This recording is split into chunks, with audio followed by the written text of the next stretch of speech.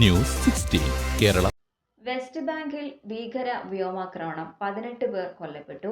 20 വർഷത്തിനിടെ നടന്ന ഏറ്റവും വലിയ ആക്രമണം. അധിനിവേശ വെസ്റ്റ് ബാങ്കിലെ തുൽഖർം അഭയാർത്ഥി ക്യാമ്പിന് നേരെ ഇസ്രയേൽ നടത്തിയ ഭീകര വ്യോമാക്രമണത്തിൽ 18 പേർ കൊല്ലപ്പെട്ടു.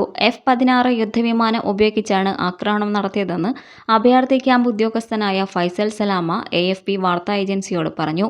2023 ഒക്ടോബറിൽ ഗസയിൽ ഇസ്രയേൽ യുദ്ധം ആരംഭിച്ചതു മുതൽ അധിനിവേശ വെസ്റ്റ് ബാങ്കിലുടനീളം ഇസ്രയേലി സൈനിക ആക്രമണങ്ങൾ നടക്കുന്നുണ്ട്.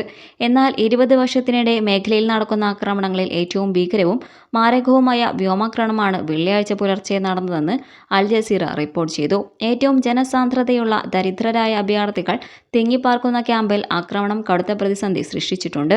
ഫലസ്തീൻ അഭയാർത്ഥികൾക്കായുള്ള UN ഏജൻസിയുടെ കണക്ക് പ്രകാരം 0.18 ചതുരശ്ര കിലോമീറ്റർ മാത്രം വിസ്തൃതിയിലുള്ള ക്യാമ്പിൽ 21,000-ത്തിലധികം ആളുകൾ താമസിക്കുന്നുണ്ട്. ഇസ്രയേൽ ആക്രമണത്തിൽ ഇവിടെയുള്ള ഒരു ജനവാസ കെട്ടിടം പൂർണ്ണമായും തകർന്ന് തരിപ്പണമായി. ഇതിന്റെ അവശിഷ്ടങ്ങൾക്കിടയിൽ കുടുങ്ങിക്കിടക്കുന്ന പരിക്കേറ്റവരെയും കൊല്ലപ്പെട്ടവരെയും പുറത്തെടുക്കാനുള്ള ശ്രമത്തിലാണ് രക്ഷാപ്രവർത്തകർ.